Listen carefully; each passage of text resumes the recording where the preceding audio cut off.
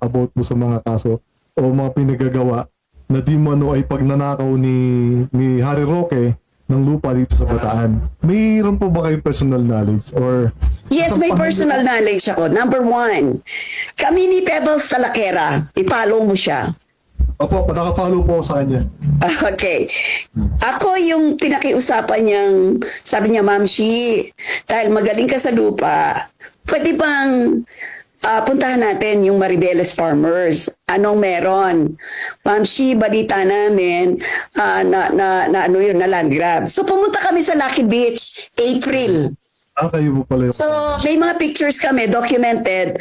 Pinatawag namin ng mga farmers, sinabihan namin sila 3 days before na pag-arrive namin doon. So, ano na kami doon, numbaga, inano na kami, naghihintay na sila sa amin. Nagdala sila ng mga dokumento, mga titulo. Imagine, some of the titles, 1997, hindi nila nahawakan, pero nahawakan ni Harry Roque. Meaning to say, nakabolt ito sa Register of Deeds or sa DAR.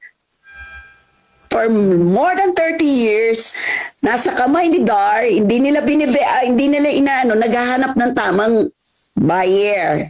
So here comes Harry Roque and the corporation. Bakit napasa kamay nila yung mga titulo? So nag-check kami sa Register of Deeds kung tama yung mga pirma. Karamihan, yung ginawa nilang deed of absolute sale ay mga peke ang pirma. At tanungin mo sila kung nagpunta sila dun sa abogado, yung ibang abogadong ginamit ni Harry Roque ay sindikato talaga sa Region 3 na abogado. And in fact, some of them kinasuhan namin ng disbarment case sa SC at saka sa Ombudsman. Nako, Yusek Claire, marami po tayong i-call out dito. Ngayon po, siguro Bro Dictus, ito na yung taong hinahanap natin, no, na siguro dapat makausap to ni Yusek personal. At pag nagsasalita ako, documented lahat. Hindi ako kumukwento. Documented. Marunong kami mag-due diligence at mag-trace back ng mga documents. So yung mga nagnotaryo doon, tinanong ko yung mga farmers, pumunta ba kayo kay Attorney Blah? Ma'am, hindi nga po namin, hindi mo kami nagpunta dyan. Anong nangyari? So paano nagkaroon ng deed of absolute sale kung hindi naman nagpunta ang mga farmers? See? So nakikita mo yung dahilan na yon. Hindi nagpunta si farmers, hindi siya nagpirma, hindi niya kilala yung abogado, pero bakit merong deed of absolute sale si Harry Roque?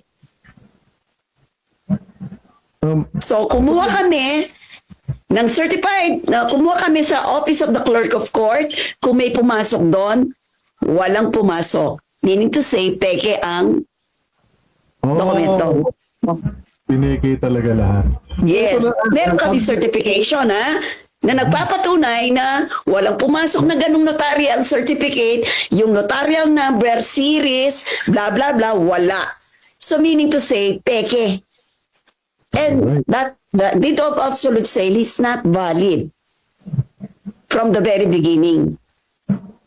Siguro po kayo mga nanonood ngayon dito na naging biktima ng land grabbing, makaka-relate po kayo dito kay Kuya. Makikita po ninyo dito kung paano po pineke yung mga dokumento para lang ma-grab nga po yung inyong mga lupa, in particular yung ating mga magsasaka. Panoorin po natin to . Ang lola ko po ay namatay noong December 2005. Death certificate po ng lola ko. Tandaan po ninyo sabi po ni Kuya, December 2005, namatay po yung kanyang lola. Alright? Tuloy natin. 2005. Ngayon po, nung chinek po namin ang nasa likod nitong papel ng aking lola, meron pong lumabas na affidavit of loss. Ito po yung binabanggit ko noon sa isa sa mga video namin. Yan. Affidavit of loss na mismong lola ko po ang nakapirma. Yan. Hindi po ba nakakapagtaka? Ang lola ko po ay namatay noong 2005. Ang pirma niya po ay year 2020, December 2000. Kanya na? 15 years ang gap? Di ba? Nakaka-relate po ba kayo mga kababayan? Ganyan po yung ginagawa ng mga land grabbers. 2005 namatay yung lola niya, tapos nakakuha sila ng document na nakapirma yung lola niya doon sa affidavit of loss ng 2015. Grabe. Grabe, di mo ba? 10 years gap. Tama ba? 10 years gap.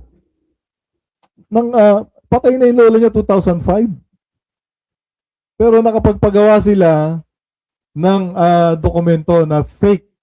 Kaya nga dapat sinasabi ko po kanina, no, dapat yung mga naging tuta nila dyan, yung mga nakakasama ni Harry Roque, na nag-grab ng mga lupa na yan, dapat damay sa kaso yan eh. Pero nabasa ko naman, Harry Roque kinasuhan at iba pa. Malamang kasama ang kinasuhan yung mga kasabwat niya. Yung mga judetic na kasama siguro ni ni Harry Roque, ano po. Okay, tuloy po natin to. 20 nakapirma ang lola ko. No read, no write po ang lola ko. Sir, no Yung read, pa yung isang red flag doon. No read, no write yung lola niya. Pero nakapirma.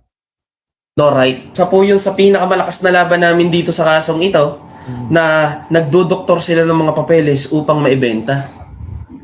Kaya po sa ombudsman po kami nagsampa ng kaso is para po lahat ng mga nakaupo sa gobyerno na sangkot sa Yan. panlolokong ginawa sa amin ay managot.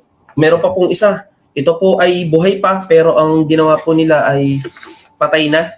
So, nag-release din. Yung patay, binuhay nila. Yung buhay pa, pinatay nila. So, ganyan sila kagaling. Galing mang daya ng dokumento. Ano po? Kinontent ko po ito noon. At napanood nga po ni Yusek Claire. Hindi pa po sa Yusek noon. Alright? So, dito po nagsimula na kumalat nga po itong land grabbing dito nga po sa Bataan. Alright? Dito po nagsimula. Kaya nga po, nung time na yon, nung kinall out ako ni Yusek Claire, hinahanap ko po itong taong ito. Kasi sabi niya nagsampa daw po ng kaso sa ombudsman. Parang wala pong nangyari. So, ang hangad ko lang po sana is makuha yung case number na isinampa nilang kaso para po ma-follow up ni Yusek Claire sa ombudsman. Ano po? Sana po makausap ko yung taong din niya. Pero, anyway, andyan naman po si Mampira and Mampira Lucas at kumpleto naman daw po yung kanyang hawak na dokumento na baka po next week ay matuloy na po yung pakikipag-meeting namin kay Yusek Claire. Okay? May humihingi po ako ng schedule na makipag-meeting sa Malacanang po kay Yusek Claire. Ano po? Kaya wag po tayong mawawalan ng pag-asa. Lahat po na nagko-comment dyan na tulungan kayo. Wag po kayong mag-alala. Lahat po yan babanggitin namin pagka nakapag-meeting na po kami with ni Madam Pira Lucas with Yusek Claire Castro. Ano po? Ayun. Sige, tuloy po natin to. Din po sila. Lahat po ito po ay 72 titles, 72 titles, 72 different lots na i-merge nila sa isang title lamang sa First Bataan. So lahat po ito ay mayroong affidavit of loss. Lahat po ito ay pinalabas nilang nawawala. Ngayon po, kinukuha namin ng kopya namin nito sa Land Bank. Humihingi po kami ng titulo sa kanila at babayaran po namin ngunit wala po silang maiharap sa amin na titulo. Actually, hindi lamang po 72. Ang 72 lamang po ay yun lamang mga sumama sa amin. Hindi pa po kasama yung mga tao na hindi sumama sa amin. All in all po ay nasa 130 plus titles po ito na na-transfer sa First Bataan. So, yun po ang pinapalabas nila na nabayaran daw po kami ngunit and pumirma po kami ngunit wala po kaming pinirmahan, wala po kaming natanggap na kabayaran and hindi po kami nakipagtrato sa kanila ng bentahan. Dahil napakalaking tao na kalaban namin. Ito pong usapin na ito ay 495 hectares. Kung ito po ay i-monetary natin, ito po ay nasa bilyon ng halaga. Sa dami po ng kasamahan ko na gustong lumaban, gustong ipaglaban ito. Kasi karapatan po ang inalis sa amin eh. Karapatan yung ninakaw sa amin. Yan. Siguro po lahat kayo nakaka-relate dyan sa problema na yan ni Kuya, di ba po? Ngayon, yan po kasing kaso na yan, isinampa nung panahon ni Bersamin. Siya pa ang ombudsman. So walang nangyari dun sa kaso. Di ba? Kasi kung papansinin niya ni Bersamin, no?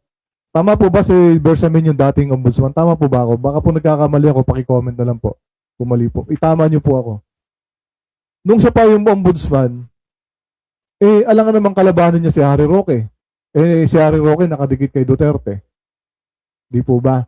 Kaya nga po nung naging USEC si USEC Claire Castro, nagkaroon po ako ng pag-asa na maiparating nga po itong mga problema natin dito sa Bataan. Patungkol na nga po sa lupa ng ating mga magsasaka. Po, hindi lang po mga magsasaka, pati na po mga residente. Kasi nga po hanggang ngayon namamayagpag pa yung kanilang mga tuta, no? Bigla na lang may papademolish na bahay. Sa Orion nga po may mga nabalitaan ako diyan, dinimolish eh. Dito sa Maribeles po, dami nang na-demolish dito. No, at napipinto nga pong i-demolish ngayon yung barangay Sisiman. Yan kay Kagawad Gabiola. Sabi ni ate, dapat po sir buong Bataan may imbestigahan, di lang po sa Maribeles. Dinalupihan dahil marami nakuhanan ng bukid. Opo, kasama po yan. Kasama po yan sa i-discuss natin with Yusek Claire Castro. Ano po? Buong Bataan po yan. Huwag po kayong mag-alala. No, i-discuss po natin lahat yan kay Yusek Claire. Ano po? Tuloy natin po yung content ni Yusek Claire Castro. Huwag po tayo mawala ng pag-asa. May kahit pa paano po baka sakali na ayoko naman po kayong paasahin, ano po. Pero at least may isang tao na gustong tumulong, no, sa ating mga taga-Bataan. Alright, patuloy natin 'to. Aga. Same ba sila? Same ba? Farmers group from Maribeles, Bataan who claimed that Roque and his wife were involved in the displacement of at least 127 families from over 400 hectares. Unlucky 400 hectares of farmland previously covered by CARP. Mga kli, hindi kasi naman pwede agad-agad ito Sea Oil, Binyan, Francisco, Laguna. Thank you, Team Dasma TV. 98.10 lang. Ayan, puntahan kung sino malapit sa Binyan, sa Sea Oil. Binyan, San Francisco, Laguna. Thank you, Team Dasma TV. Okay, so ayan, bawat ano nyo, titignan natin, ipapost natin. So a group filed a complaint for grave misconduct, serious dishonesty, and conduct prejudicial to the service against the Roques and several, dawit! Ang ibang DAR official, sa patingnan nga natin to kay Secretary Estrella. Alam niyo mga krisis, ang briefing, binanggit ko na to Diba? Binanggit ko na to sa briefing. Nagtanong ako dito about land grabbing. Diba? So meron na as early as January 2023.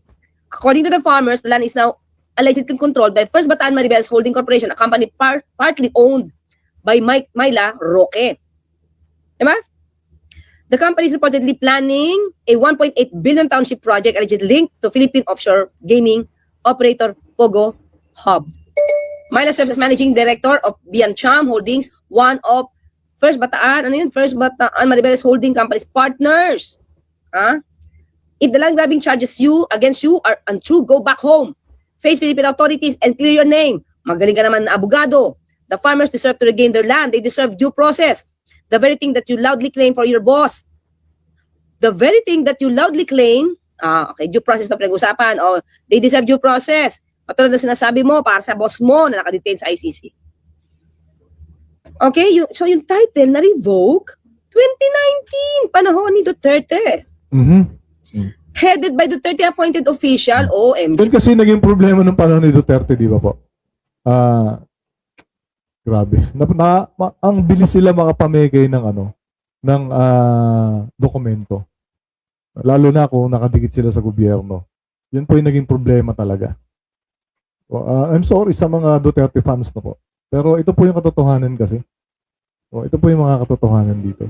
So, pa-share naman po ng live natin. Paki-like na rin po. Taga LRA, sino yan? Di ba? Sa mga clip, punta tayo sa news Punta tayo sa news. Kasi, meron na sa NBI. Pero ano nangyari sa ombudsman? Diba? Bureau of Investigation ng umano'y land grabbing ng isang Pogo company sa Maribeles, Bataan na may kaugnay naman kay dating Duterte Presidential Spokesperson Harry Roque. Balita mula sa NBI, hatid ni Radyo Patrol, Bert Dizon. Bert! Tony, ayon sa reklamo ng mga magsasaka, igagawa na dapat sa kanila ang Certificate of Land Ownership Award mula sa Department of Agrarian Reform. Pero natuklasan noong 2020 na nailipat na ang pagkaari ng mga lupa sa First Bataan Maribeles Holdings Corporation na umano'y isang Pogo company at may kaugnayan kay Roque. Ang tanong ko, ito kaya, kasi nagka-title sila, nagka-title sila, na-revoke yung title, 2020 nagkaroon sila ng lupa. Tama, no? Ito naman isang kwento, 2019 na-revoke yung title nila. Sige. mula sa Department of Agrarian Reform, pero natuklasan noong 2020 na nailipat na ang pag-aari ng mga lupa sa First Bataan Maribeles Holdings Corporation na umunoy isang Pogo Company at may kaugnayan kay Roque na walang clearance mula sa DAR. Dapat alamang din na Ay, walang clearance mula sa DAR. Pero, teka lang, Max. Dito, walang clearance from the DAR. Pero dito sa isang kwento, iba siguro tong grupo. Kasi dito, pinapasama nila sa kaso or binabanggit nila na yung tiga-LRA na nag-revoke ng title nila noong 2019 ay Duterte appointed official. karoon ng pamimigay ng mga dokumento para mailipat ang mahigit 60 titulo ng mga bagsak. Ayan din yung sinasabi ni, ni Madam Pira Lucas na lahat daw po ng mga nakaupo dito sa DAR, sa DNR ay mga dating appointee ni dating Pangulong Duterte. No? Na para bang sabi nga ni Madam Pira, parang expertise na nila yung sa land grabbing nga po. Nakakalungkot talaga. Wala silang awa sa ating mga magsasaka dito sa Bataan. Ano po?